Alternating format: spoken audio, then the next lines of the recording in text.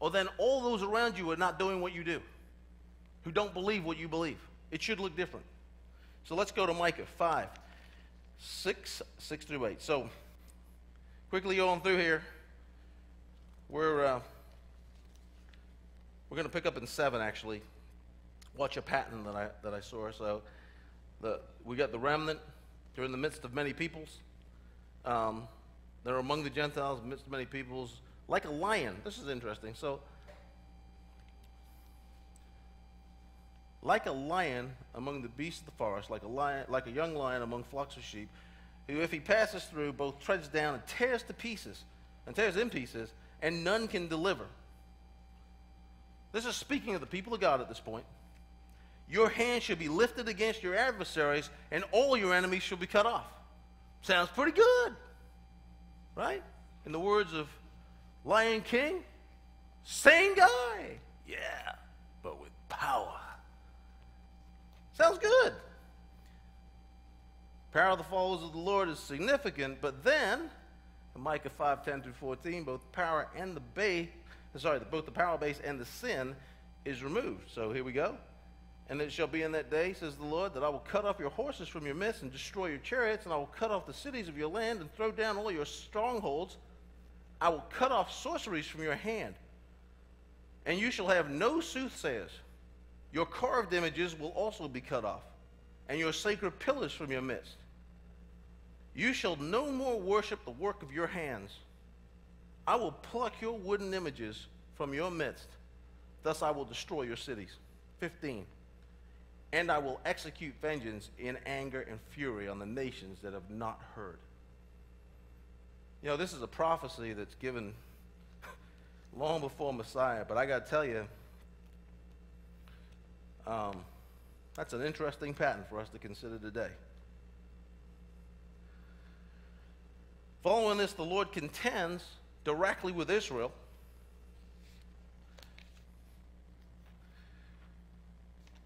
And then there's a response, the man's response.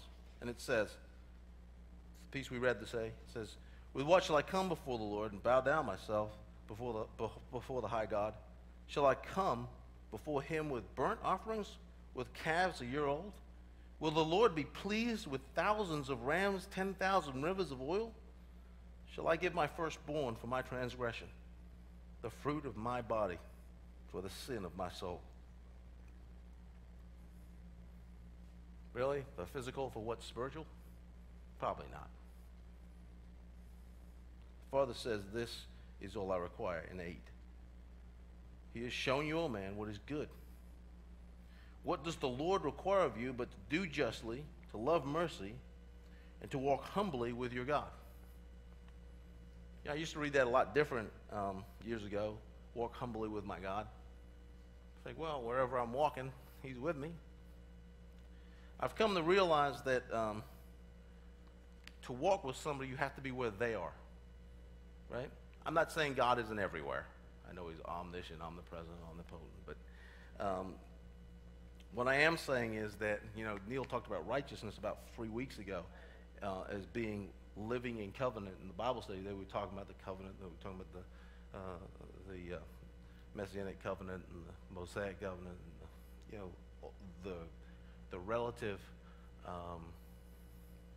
the way that we now apply those two covenants, that we're saved under grace, and yet we worship by keeping those commands that the Lord has given us. That's worship, and that's walking, right? Walking humbly with your Lord, with your God, is to walk in obedience. It's humble.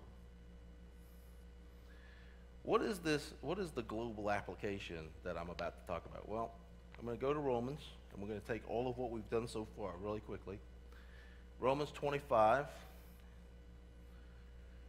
For I do not desire, brethren, that you should be ignorant of the mystery, lest you should be wise in your own opinion. The blindness, in part, has happened to Israel until the fullness of the Gentiles has come in. And so, all Israel will be saved, as it is written. The deliverer will come out of Zion, and he will turn away ungodliness from Jacob. For this is my covenant with them when I take away their sins. So, just quick sidebar as we're doing this. You know how we talk about the spiritual and physical seed of Abraham being all Israel? We do that on a fairly regular basis here. It is interesting to me that you could read that this way, despite the English punctuation.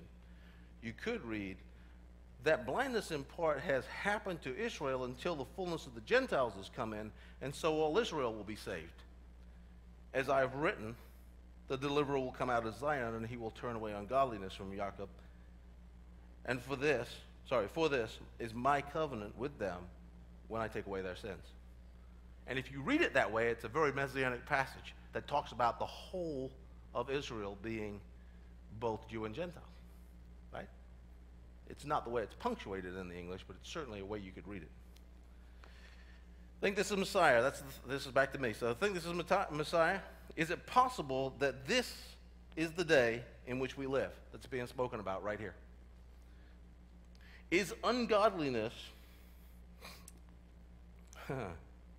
being turned away from the people of the Lord? Is the essence of keeping the law of God as worship exactly what's being spoken here? And aren't more people coming to that right now? We certainly are. How many are coming? The whole remnant. That's what we know, the whole remnant. All Israel. Right? Spiritual and physical seed of Abraham. Concerning the gospel, they are enemies for your sake, but concerning the election, they are beloved for the sake of the fathers. For the gifts and the calling of God are irrevocable. Irrevocable. For even so, these also have now been disobedient. I'm sorry, let me back up. For as you were once disobedient to God, yet have now obtained mercy through their disobedience, even so these also have been disobedient, that through the mercy shown you, they may also obtain mercy. For God has committed them all to disobedience, that he might have mercy on all, us and them.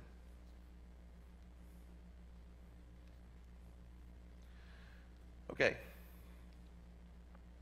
Here's the global application. We talked about the personal application. Here's the global application. I'm winding down. That's good, because I'm probably running a little later than I expected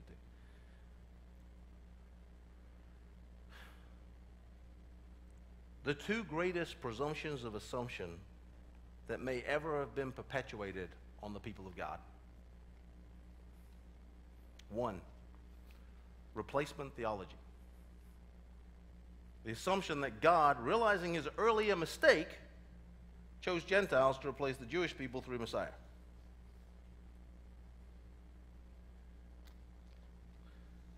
That is, I don't have this written here, but just let me just clarify that in case I give the wrong impression anyway. That is, as opposed to the fact that we are grafted in to Israel. Yes? A mixed multitude comes out of Egypt, and then they're Israel at some point. A mixed multitude comes into the kingdom through Messiah, and at some point they're all Israel. That's what we are. I'm not saying we're all Jewish. I get that. It's not a national thing. We're elected of the Lord. A people elected of the Lord. A kingdom of priests. Israel. That's who we are. The presumption of assumption one in this is that God made a mistake. That's the first problem I have with it. In order to believe that replacement theology stands, you have to believe God made a mistake at first or didn't know what was going to happen in the future. One of those two. That's a problem. Because my God knows everything. And if yours doesn't, he doesn't stack up. Just saying, my dad can whoop your dad. I just kidding. Okay. Presumption of assumption number two. That Messiah was lying when he said he came for the Jews in Mark 7:24 through 30. Which is, for those of you who don't remember, the story about the woman. She's a Phoenician. She comes and she says, look, my daughter's possessed with a demon. You know, the Lord says, it's not good to throw the food to the little puppies. She says, even the puppies get to eat the crumbs. And he says, your faith. Go ahead, your daughter's taken care of. That was all a paraphrase.